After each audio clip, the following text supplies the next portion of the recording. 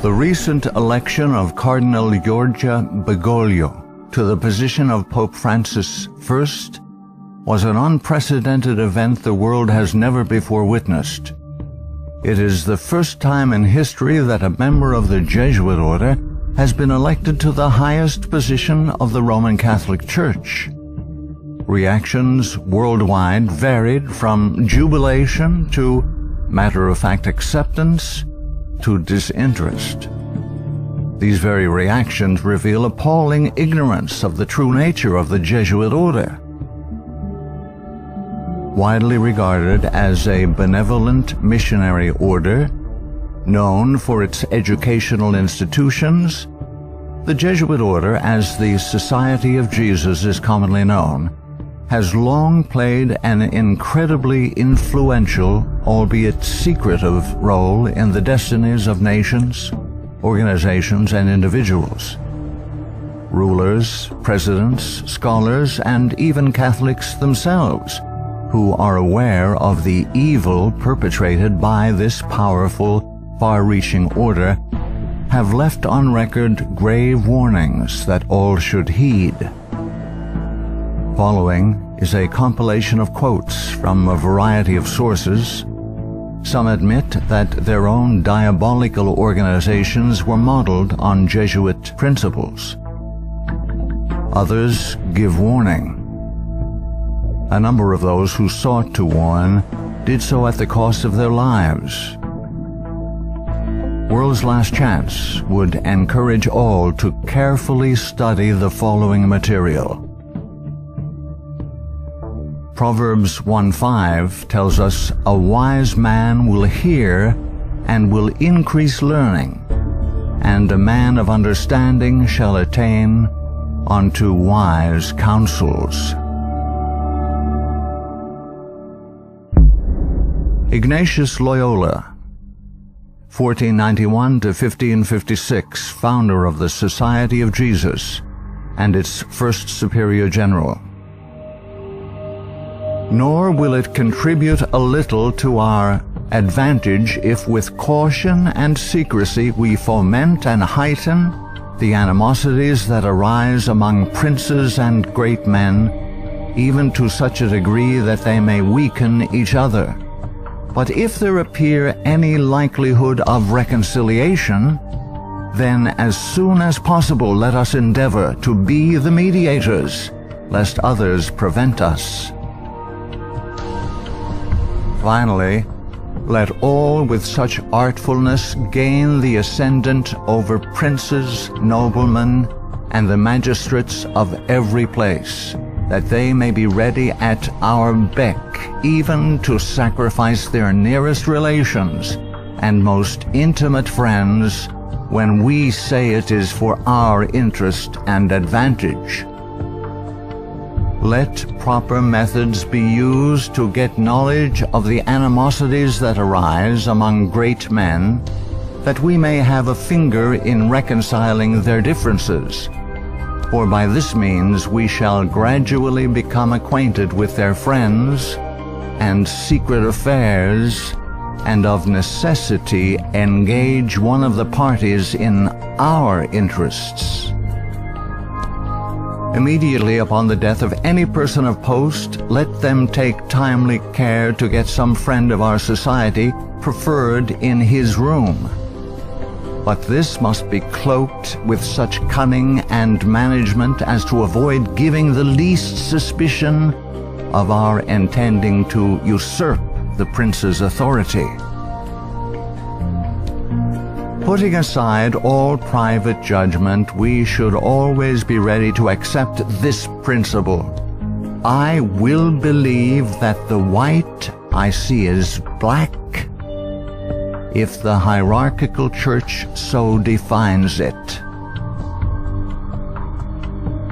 Princes and persons of distinction everywhere must, by all means, be so managed that we may have their ear, and that will easily secure their hearts, by which way of proceeding all persons will become our creatures, and no one will dare to give the society the least disquiet, or opposition.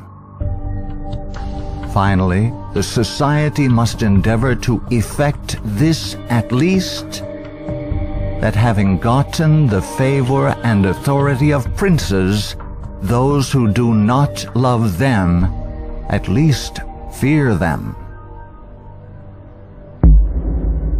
Paolo Sarpi, 1552 to 1623, a Venetian patriot, scholar, scientist, and church reformer. They are a public plague and the plague of the world. From the Jesuit colleges there never is sent a pupil obedient to his father, devoted to his country, loyal to his prince. Every species of vice finds its patronage in them. There is no perjury, nor sacrilege, nor parricide, nor incest, nor rapine, nor fraud, nor treason which cannot be masked as meritorious beneath the mantle of their dispensation.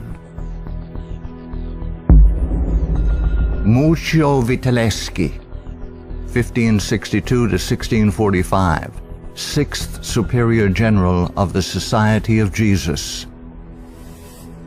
When sovereigns require a Jesuit's opinion on any subject, the Jesuit in question is to report the matter to his superior, who is to lay it before several Jesuits for discussion.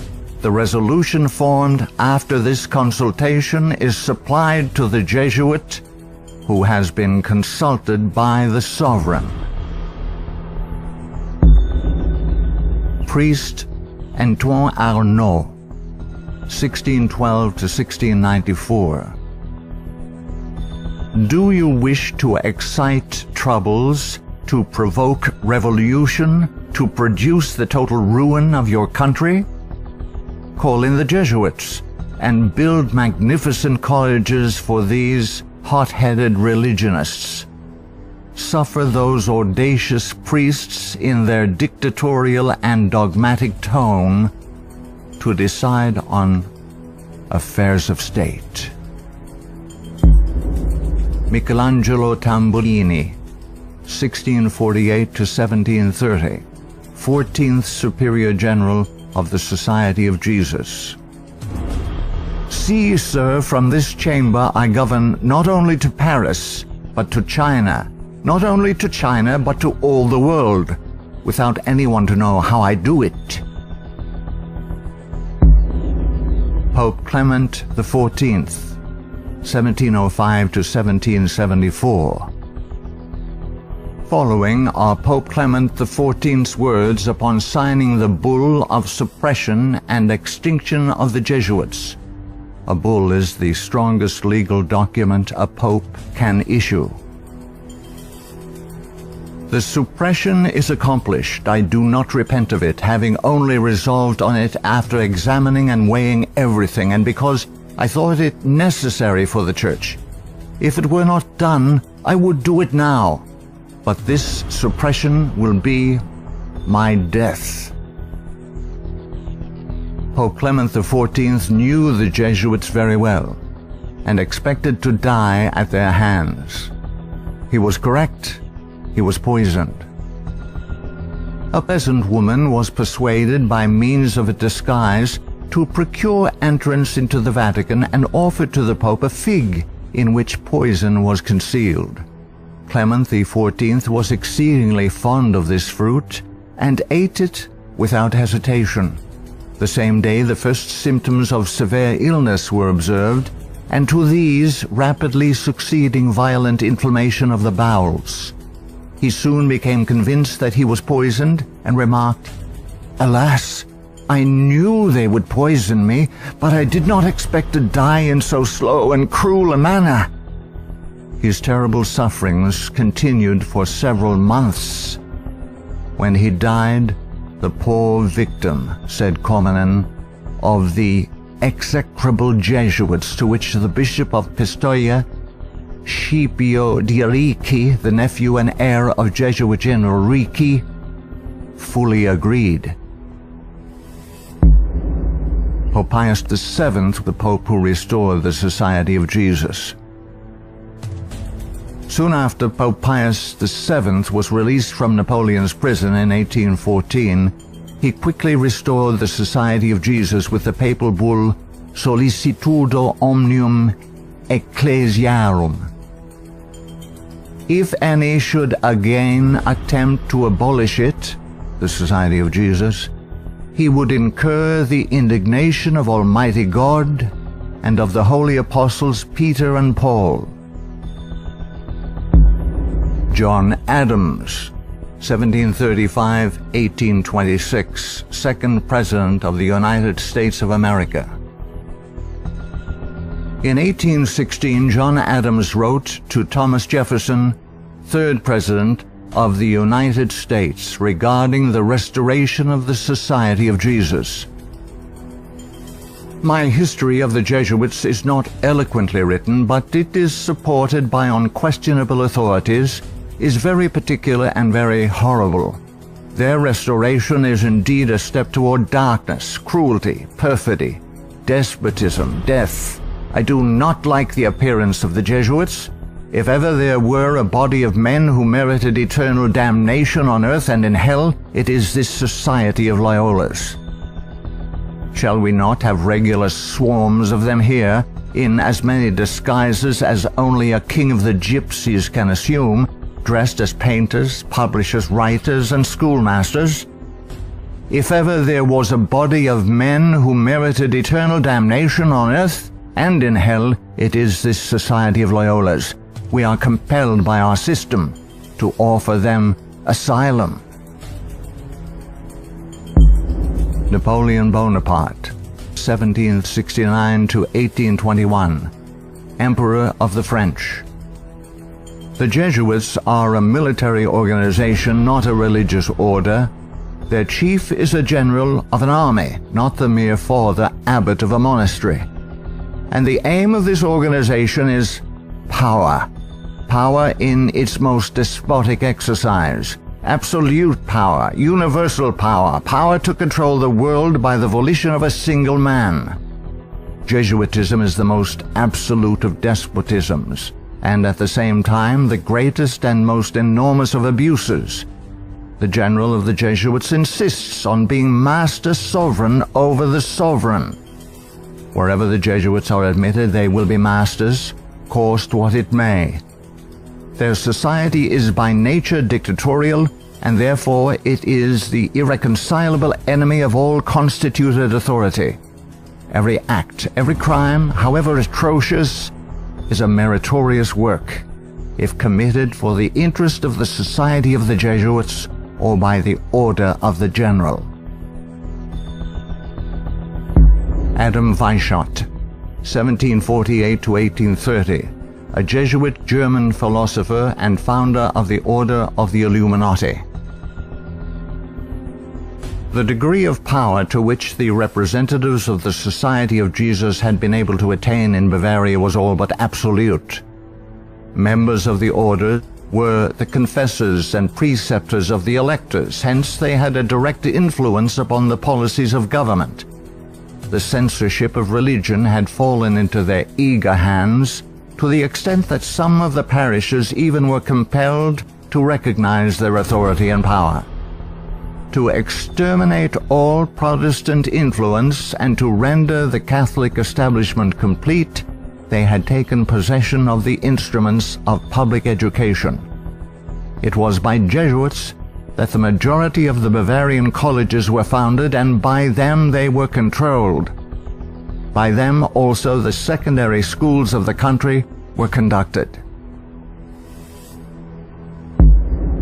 The Marquis de Lafayette, 1757 to 1834, a French statesman and general. It is my opinion that if the liberties of this country, the United States of America, are destroyed, it will be by the subtlety of the Roman Catholic Jesuit priests, for they are the most crafty, dangerous enemies to civil and religious liberty. They have instigated most of the wars of Europe.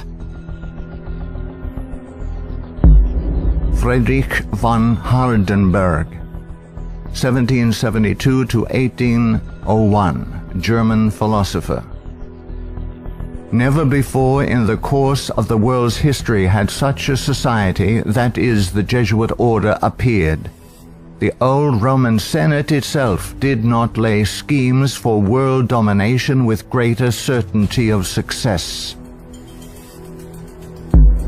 André-Marie Jean-Jacques Dupin, 1783 to 1865, a French statesman.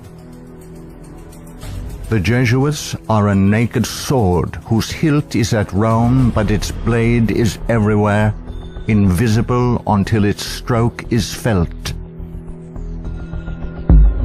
Samuel Morse, 1791 to 1872, American inventor of the telegraph. They are Jesuits.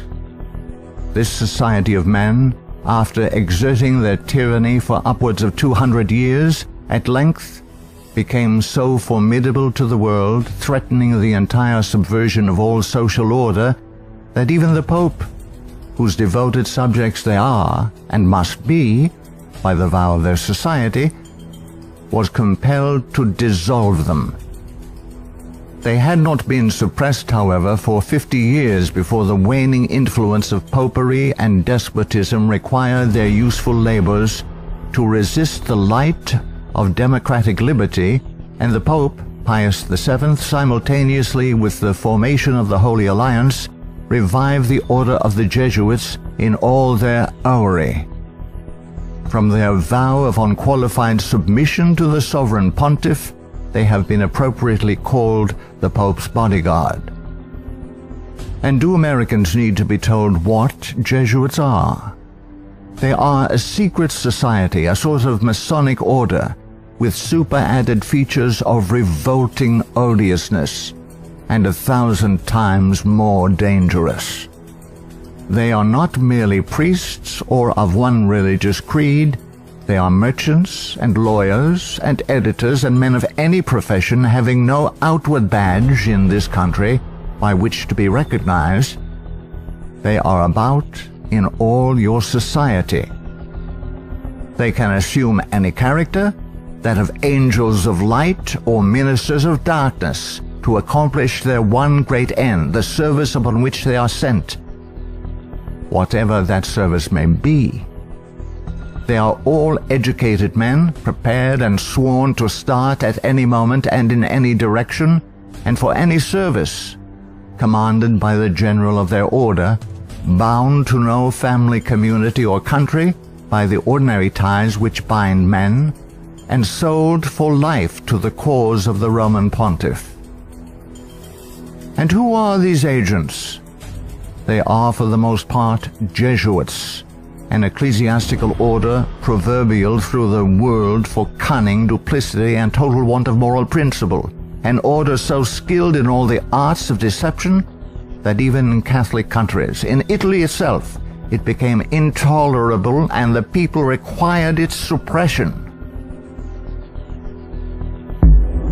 Orestes Augustus Brownson, 1803 to 1876, New England intellectual and activist, preacher, labor organizer, and noted Catholic convert and writer. Undoubtedly, it is the intention of the Pope to possess this country, America. In this intention, he is aided by the Jesuits and all the Catholic prelates and priests. If the Catholic Church becomes predominant here, Protestants will all be exterminated. Abraham Lincoln, 1809 to 1865, 16th President of the United States of America. This war, the American Civil War, 1860 to 1865, would never have been possible without the sinister influence of the Jesuits. We owe it to popery that we now see our land reddened with the blood of her noblest sons.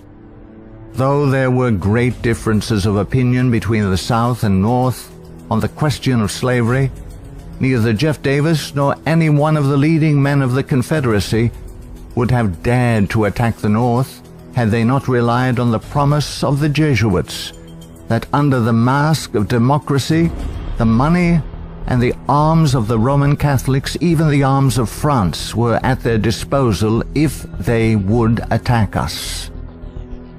The Protestants of both the North and South would surely unite to exterminate the priests and the Jesuits if they could learn how the priests and nuns and the monks which daily land on our shores under the pretext of preaching their religion are nothing else but the emissaries of the Pope, of Napoleon III, and the other despots of Europe to undermine our institutions, alienate the hearts of our people from our Constitution and our laws, destroy our schools, and prepare a reign of anarchy here as they have done in Ireland, in Mexico, in Spain, and wherever there are any people who want to be free.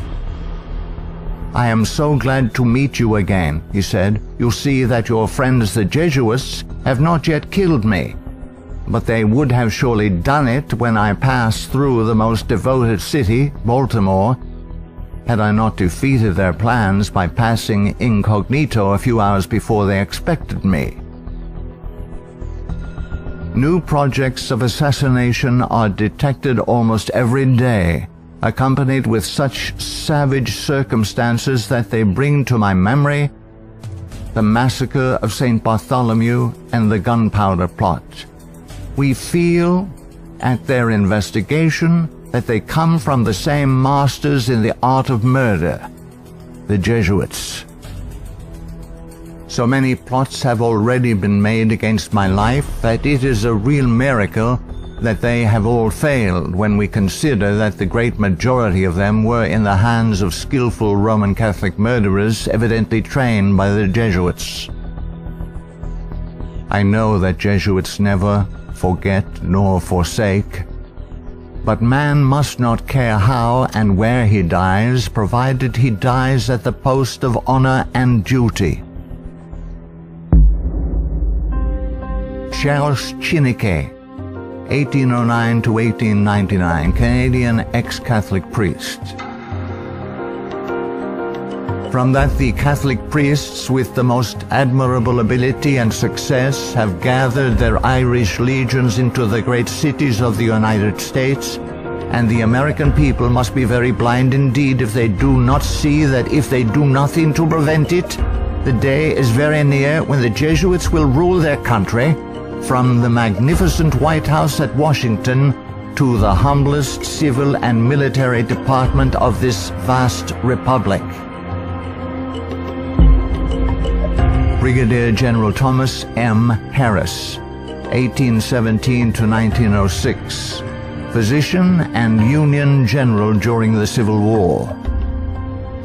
The organization of the Roman Catholic hierarchy is a complete military despotism of which the Pope is the ostensible head.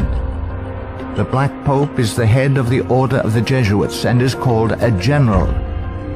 He not only has command of his own order, but directs and controls the general policy of the Roman Catholic Church.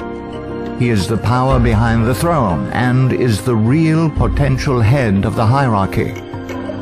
There is no independence of thought or of action in its subordinate parts, implicit and unquestioning obedience to the orders of superiors in authority.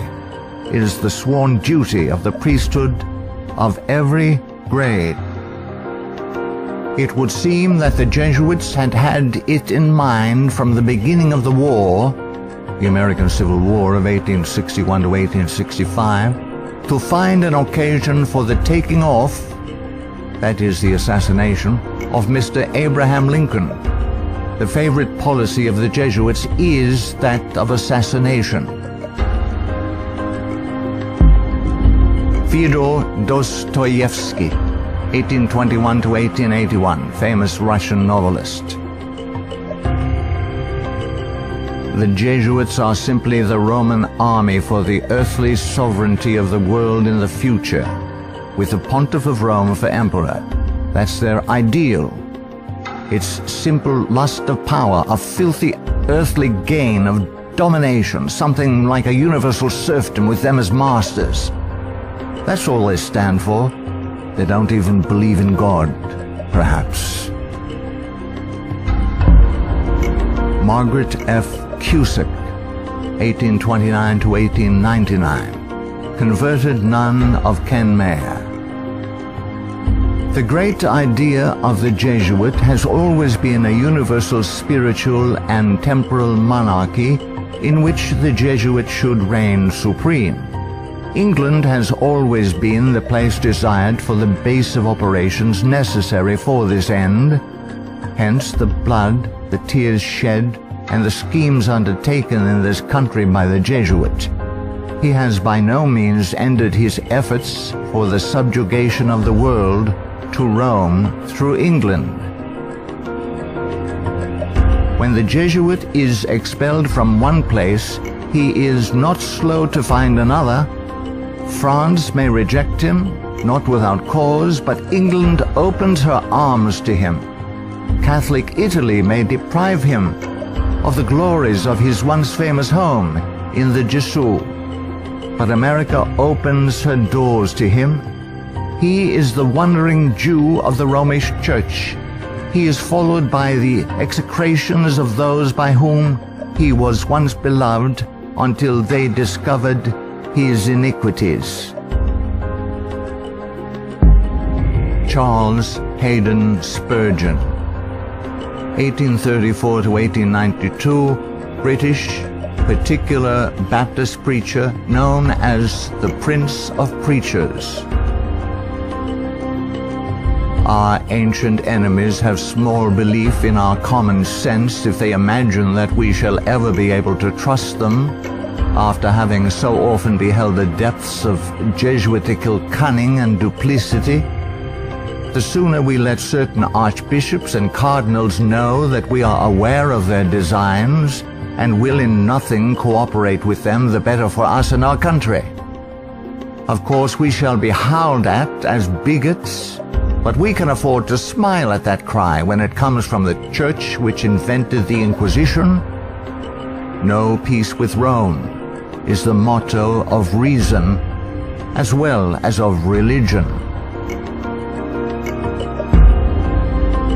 Richard W. Thompson, 1809 to 1900, Secretary of the Navy, United States of America. The Jesuits are the deadly enemies of civil and religious liberty. The Jesuit general occupies the place of God and must be obeyed, howsoever the peace and welfare of the multitude may be imperiled or the nations be convulsed from center to circumference. The society of Jesuits must obtain the mastery, even if general anarchy shall prevail, or all the world besides be covered with the fragments of a universal wreck. The sovereigns of the Holy Alliance had massed large armies and soon entered into a pledge to devote them to the suppression of all uprisings of the people in favor of free government. And he, Pius VII, desired to devote the Jesuits, supported by his pontifical power, to the accomplishment of that end.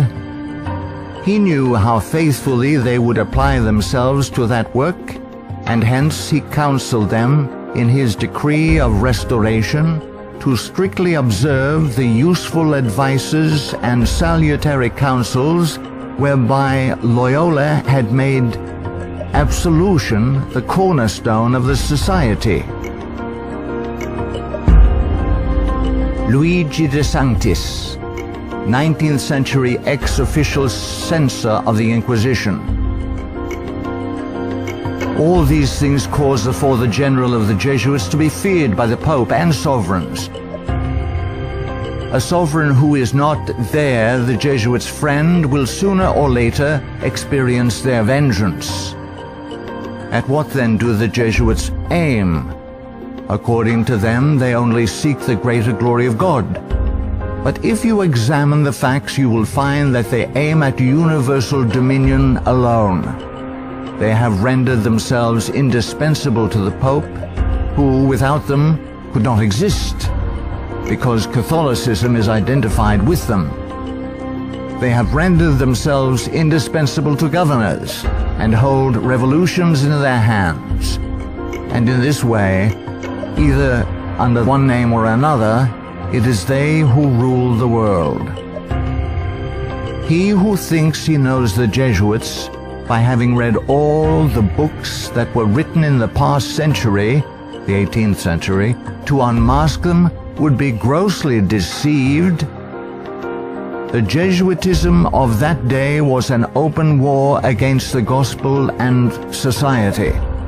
The Jesuitism of the present is a slow but contagious and deadly disease which secretly insinuates itself.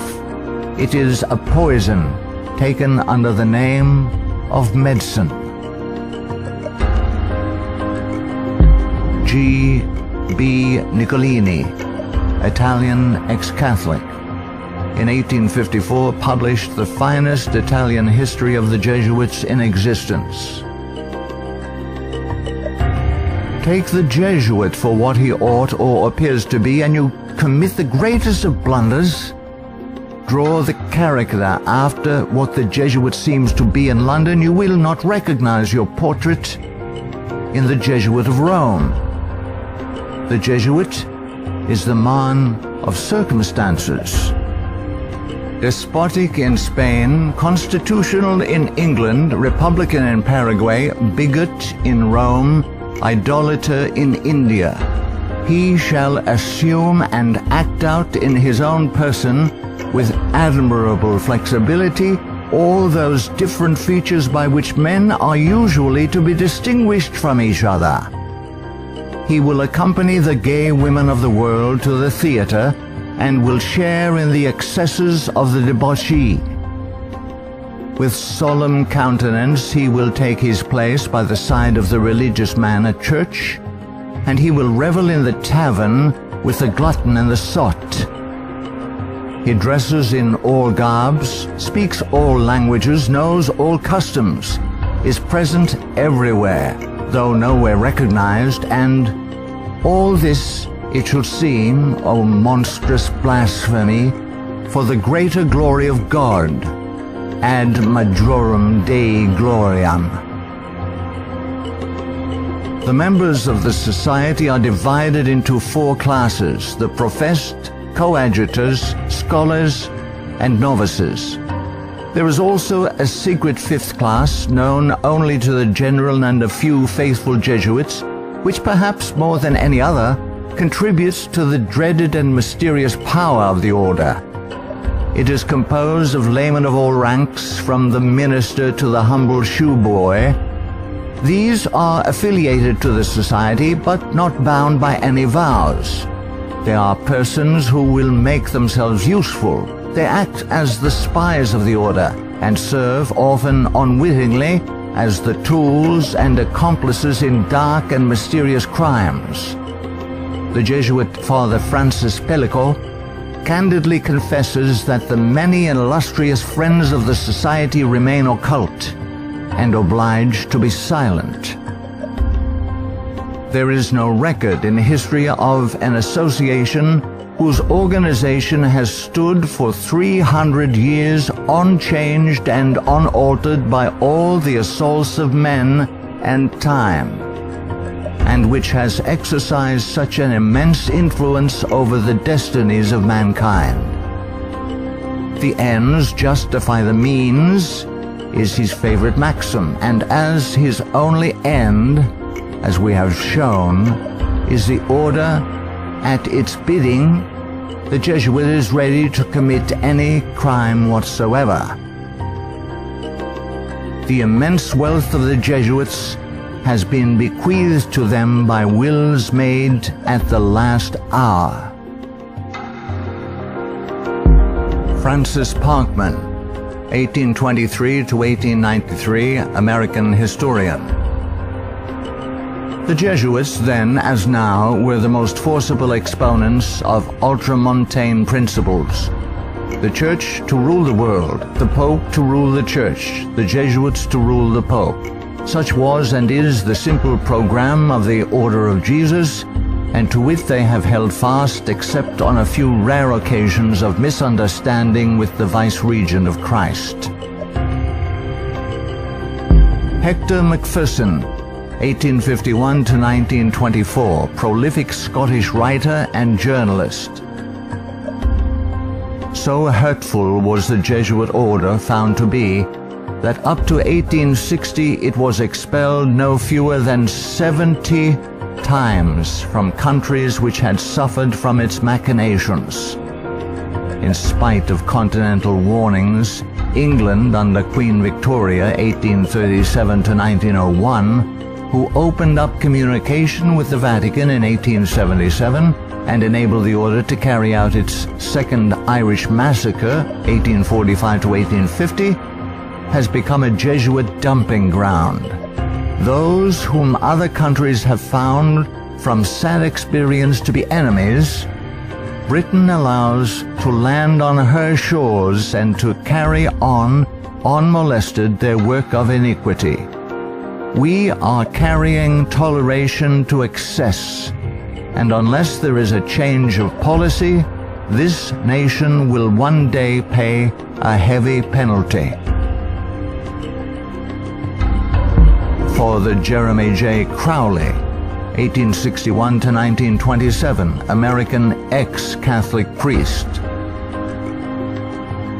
All through the Middle Ages and the Renaissance period, the popes kept Italy in turmoil and bloodshed for their own family and territorial advantages, and they kept all Europe in turmoil for 2 centuries after the Reformation, in fact, just as long as they could in the wars of religion. Their whole policy is based on stirring up hatred and promoting conflicts from which they hope to draw worldly advantage. Popes and their Jesuitical agents have been and are the instigators of wars, and while the world is having real pain, Rome is having champagne. The Jesuit Superior General is at the head of this black and mute militia which thinks, wills, acts, obeys as the passive instrument of his designs. Their whole life must have but one aim, the advancement of the Jesuit order to which they are attached. How long shall the Roman Catholic hierarchy play the people for fools? Shall the government be of the people, for the people, and by the people, or by the Pope? Let's not let the Pope of Rome name our president for us. Lovers of your country, beware of Jesuitical intrigues, the political power of Romanism, and the honeyed words of politicians reaching after the presidency. Ellen G. White, 1827 to 1915, prolific author and American Christian pioneer. Jesuitism inspired its followers with fanaticism. There was no crime too great for them to commit, no deception too base for them to practice, no disguise too difficult for them to assume. It was a fundamental principle of the order that the end justifies the means. By this code, lying, theft, perjury, assassination were not only pardonable but commendable when they serve the interests of the Church. Under various disguises, the Jesuits worked their way into offices of state, climbing up to be the counselors of kings and shaping the policy of nations. Edmund Ronan, 1832 to 1911, former Freemason who served as both secretary and master of Keystone Lodge. The religion of Masonry is a system of absolute despotism, and like that of Rome, demands a blind, unquestioning obedience to all its laws, rules, and edicts, whether right or wrong. What a singular commentary on the indifference, the subserviency, or the cowardice of society, that an institution professedly organized by such cunning knaves, the Jesuits, and for such base purposes, and which has been sustained by fraud, falsehood, and deception from the commencement of its career to the present time, should be permitted today to dictate to, if not virtually to rule the nation, and to create such a dread in communities that even some of the ministers of Christian denominations, who detest its vile philosophy and who would like to see it swept from the face of the earth, are absolutely afraid to mention its name, either in the pulpit, the prayer meeting, or the Sabbath school, lest its secret vendetta vengeance might, in some concealed manner, be wreaked upon them. Adolf Hitler, 1889 to 1945, Austrian-born German politician and the leader of the Nazi Party. I have learned most of all from the Jesuit order. So far there has been nothing more imposing on earth than the hierarchical organization of the Catholic Church. A good part of that organization I have transported direct to my own party. The Catholic Church must be held up as an example. I will tell you a secret. I am founding an order. In Himmler, I see our Ignatius de Loyola. Walter Friedrich Schellenberg, 1910 to 1952, German SS Brigadier Führer, who rose through the ranks of the SS to become the head of foreign intelligence. The SS had been organized by Himmler according to the principles of the Jesuit order. The rules of service and spiritual exercises prescribed by Ignatius de Loyola constituted a model which Himmler strove carefully to copy. Absolute obedience was the supreme rule. Every order had to be executed without comment. Avro Manhattan, 1914 to 1990, a writer and philosopher. The Jesuits are one of the largest stockholders in the American Steel Company, Republic, and National. They are also among the most important owners of the four greatest aircraft manufacturing companies in the U.S., Boeing, Lockheed, Douglas, and Curtiss-Wright. No political event or circumstance can be evaluated without the knowledge of the Vatican's part in it, and no significant world situation exists in which the Vatican does not play an important explicit or implicit role. Alberto Rivera, 1935 to 1997, ex-Jesuit. The higher I went in the Jesuit order, the more corruption I saw within the institution. I was invited to attend a secret black mass by high-ranking Jesuits, including Superior General Pedro Arupe, in a monastery in the northern part of Spain. When I knelt to kiss the ring of a high official, I saw a symbol on that ring that made my blood run cold. It was a Masonic symbol, the compass and the square. A thing I hated, and I had been told to fight against it. I found out the Jesuit general was also a Mason and a member of the Communist Party in Spain. Frederick Tupper Sousie III, 1936 to 2007, American composer, musician, author, and artist. The Roman Inquisition had been administered since 1542 by the Jesuits.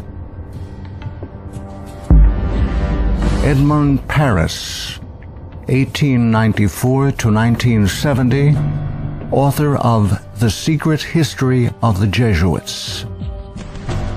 The public is practically unaware of the overwhelming responsibility carried by the Vatican and its Jesuits in the starting of the two world wars, a situation which may be explained in part by the gigantic finances at the disposition of the Vatican and its Jesuits, giving them power in so many spheres, especially since the last conflict.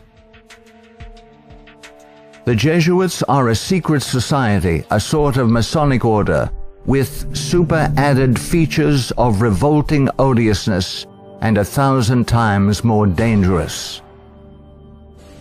The Führer had come to power thanks to the votes of the Catholic Zentrum, Central Party overseen by Jesuit Ludwig Kass, only 5 years before, 1933. But most of the objectives cynically revealed in Mein Kampf were already realized. This book was written by the Jesuit-controlled Father Bernhard Stempfler and signed by Hitler. For it was the Society of Jesus which perfected the famous Pan-German program as laid out in this book, and the Führer endorsed it. Nino Lobello, 1922 to 1997, American author and journalist, specialized in writing about the Vatican. The Pope's confessor, an ordinary priest, must be a Jesuit. He must visit the Vatican once a week at a fixed time, and he alone may absolve the Pope of his sins. Michael Bunker, American writer, historian, theologian. There is a conspiracy against Christendom. But who are Satan's agents in this conspiracy? The agents are the Jesuits. Even though the Jesuits exude vast influence and control in the areas of theology, education, recorded history, and current media, I am still perplexed that virtually no literature exists exposing the Jesuits' influence on mainline Protestantism. In this work, the author uncovers forgotten history regarding the cooperative salvation theology of the Jesuits.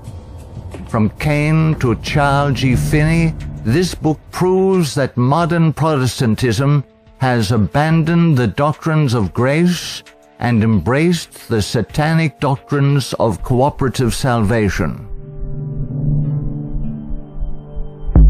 Eric John Phelps, 1953, still living, author and protagonist in the truth-seeking movement in the United States. In the 20th century, the Jesuits have conducted their inquisition under the names of Nazism, fascism, communism, and now Islamic terrorism, with their inquisitors Adolf Hitler, Francisco Franco, Joseph Stalin, and now Osama bin Laden. Today, the Black Pope orders his Holy Office of the Inquisition, renamed in 1965 the Sacred Congregation for the Doctrine of the Faith, through his international intelligence community headed by papal knights, including Skull and Bonesman George W. Bush. To the abhorrent Jesuit doctrine of regicide, the killing of kings, we must now direct our attention that we may understand an established policy calculated to obtain or maintain the mastery of all nations, following well-planned assassinations. In the past, the order's assassins were either Jesuits, like Jacques Clement, or killers easily connected to the influence of the company, men like John Wilkes Booth. Today, these professional terminators are cleverly distanced from their Masonic master, the Black Pope, and given deceptive titles by the Pope's internationally controlled press corps, jurists, and historians. Such titles as anarchists, nihilists, rogue agents within intelligence agencies, or just lone nut assassins. Sometimes these individuals in fact do the killing, consciously and unconsciously, as do the programmed Manchurian candidates, they sacrifice themselves, die in the act, or are punished for their crimes.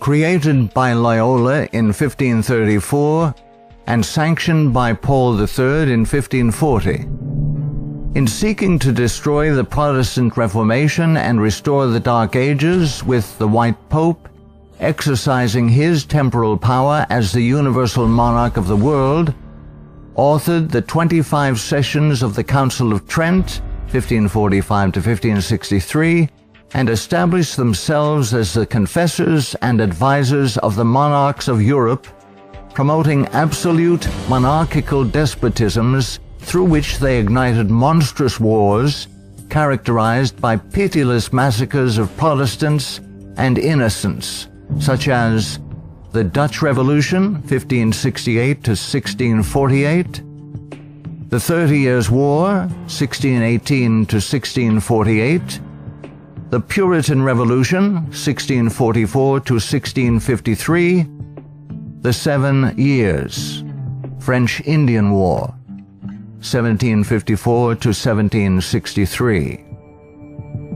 While oppressing and weakening the peoples of the nations and the Semitic Hebrew Jewish race with the Holy Office of the Inquisition, aided by the Knights of Malta and later Scottish Rite Freemasonry from 1540 to 1773, we as God's people in 14th Amendment America have received the Lord Jesus Christ as our personal Savior according to His blessed gospel set forth in His infallible Holy Scriptures. The authorized King James Version of 1611, must repent of our personal and national sins. Then we must forsake them. Some of those sins are: 1. Permitting the army of the Black Pope, the company of the Society of Jesus, to exist, mightily prosper, and absolutely control the government of the United States through its Council on Foreign Relations within our borders. 2. Believing the Jesuit-controlled American press, which has continually lied and deceived us throughout the 20th century. 3. Permitting the Jesuits' Federal Reserve banking system and United Nations to exist within our borders, as these two bodies have successfully destroyed popular liberty, liberalism, and the national sovereignty of every nation in the world pursuant to the purposes of the Jesuits' Holy Alliance. 4. Waiving our Fourth and Fifth Amendment rights secured by the declaratory and restrictive clauses of the Bill of Rights at the insistence of the Baptists of Virginia, and so dearly paid for with torrents of blood by our Protestant forefathers, through filing our confessions every April 15th, paying the heavy and progressive communist income tax, thereby financing a multitude of sins. 5. Permitting the drafting, vaccinating, and sending of our sons abroad to fight the Pope's foreign wars, such as the war in Vietnam and the recent wars in Serbia, Iraq, and now Afghanistan, resulting in the further destruction of American liberals and foreign heretics so condemned by the Jesuits' Council of Trent. 6. Permitting the Jesuits, in control of the government of the American Empire, to use our military and financial might to enthrone dictators around the world whose first allegiance is to Rome, thereby restoring the temporal power of the Jesuits, infallible Pope, returning the world to the Dark Ages. 7. Consenting to the Jesuits' Supreme Court decisions in removing the Protestant Bible and prayer from the bulwark of American liberty so hated by the Jesuits, the public school system. 8.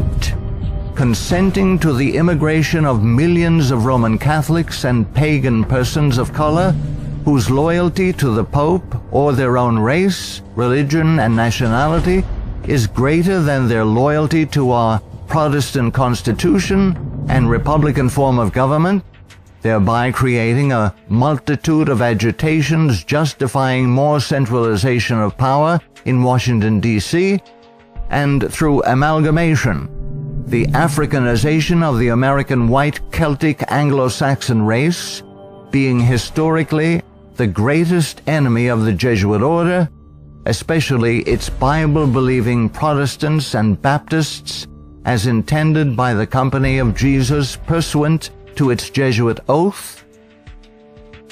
9. Consenting to the Jesuit Supreme Court's several decisions of forced integration, resulting in the destruction of both the white and black races through amalgamation, as the exchange of viruses, bacteria, and parasites, unique to each race, creates powerful combinations in the offspring, producing a non-resistant, weak, and sterile population within 5 generations.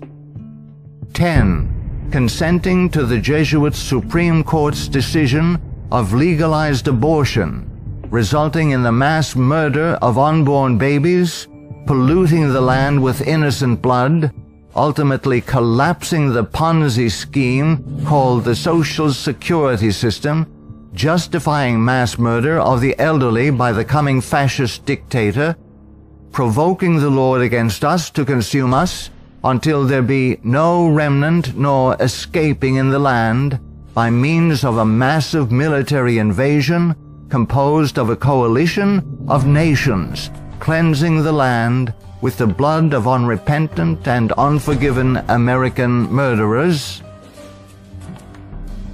11. Succumbing to race hatred as a result of Jesuit-controlled Masonic agitators such as the White Knights of the Ku Klux Klan and the Black Nation of Islam, justifying the imposition of martial law when the inner-city race wars begin. 12. Sheepishly giving up our real wealth, gold and silver coins in exchange for indulgences, the Jesuits' worthless paper money called Federal Reserve notes, and thereby becoming a nation of overworked, unprincipled, money-hungry thieves. 13. Consenting to the cattle brand of the Jesuits' Social Security number as a means of identification to be used by their international intelligence community, begun by Hitler's SS at Dachau, it being the forerunner of. 14. Obeying the evil 1968 gun law of Nazi origin and thereby, upon purchasing new firearms, blindly registering our guns, our swords of just defense, enabling the coming Jesuit-controlled white fascist military dictator to ultimately take them from us, making our annihilation sure pursuant to the Council of Trent. 15. Committing a multitude of personal sins, both public and private, ensuring that our annihilation will be a righteous act in the eyes of both the risen Son of God and mortal man. Far from being the benevolent educational missionary society many view the Society of Jesus as being, the Jesuit order is responsible for some of the most heinous acts in recorded history.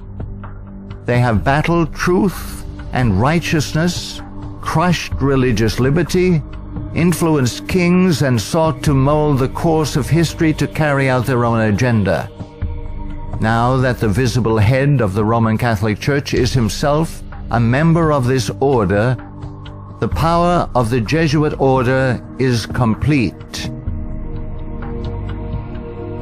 Let all who love truth, all who love freedom, take heed and beware of the danger now facing the world in the person of Pope Francis I. Error and wickedness will ever seek to use force against truth and righteousness. Now is the time to draw close to Yahuwah, setting aside the sin that doth so easily beset, and surrender all to the Creator. he will accept all who come to him in faith. A prudent man foreseeth the evil, and hideth himself, but the simple pass on, and are punished.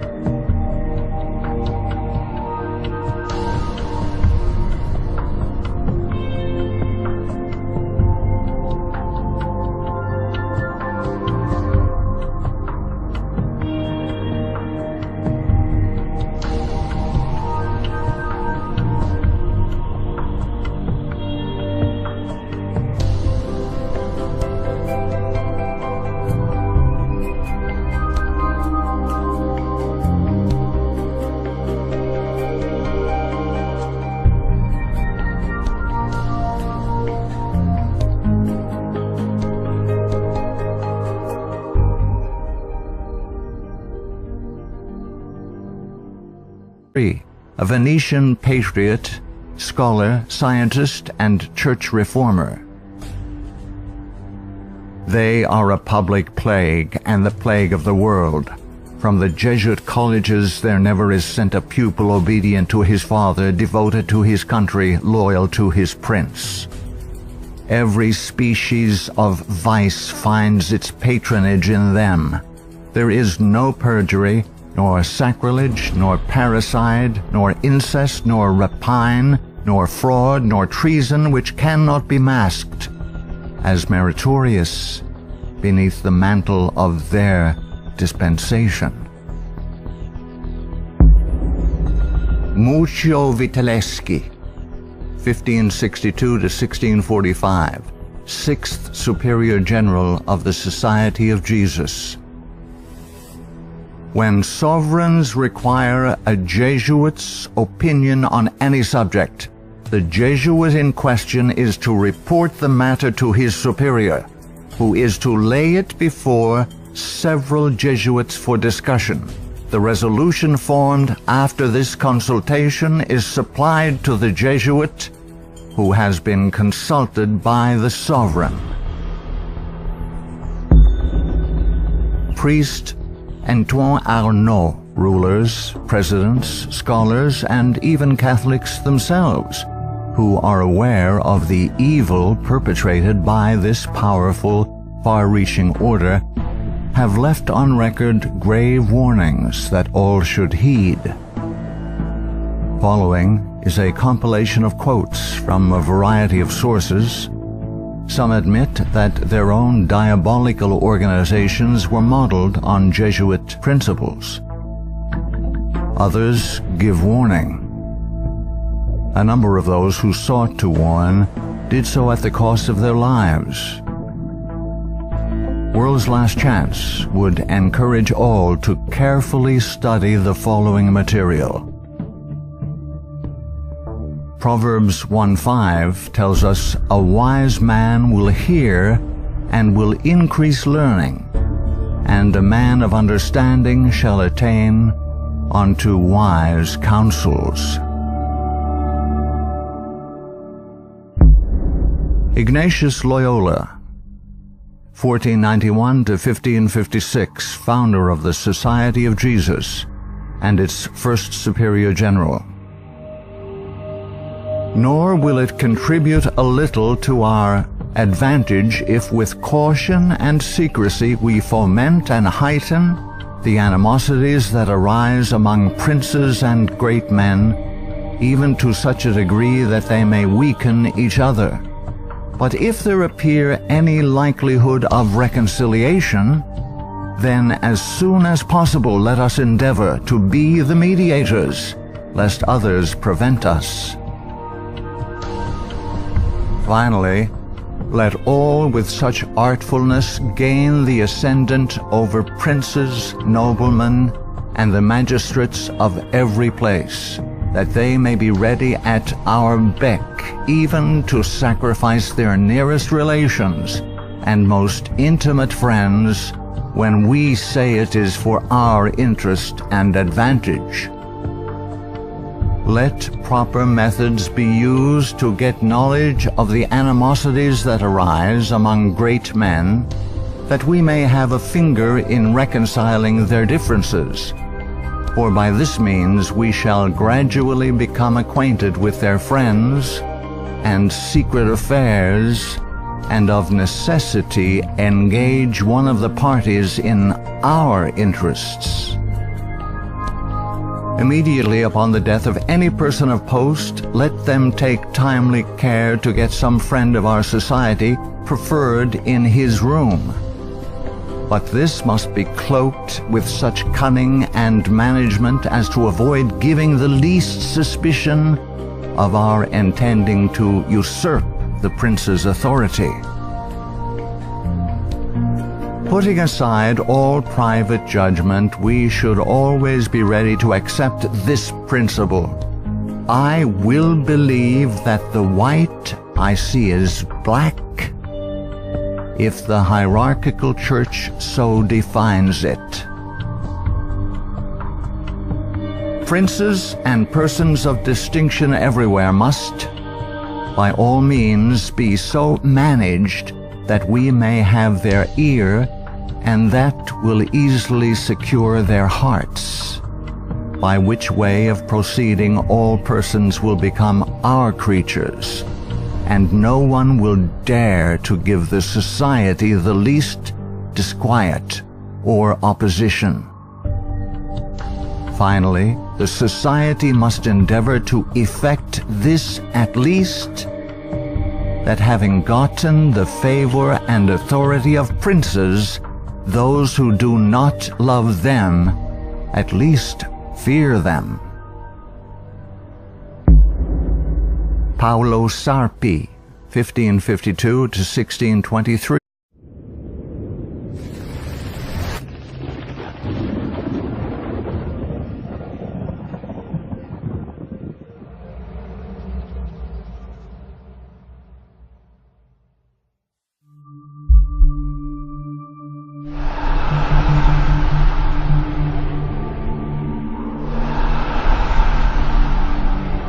The recent election of Cardinal Giorgia Bergoglio to the position of Pope Francis I was an unprecedented event the world has never before witnessed.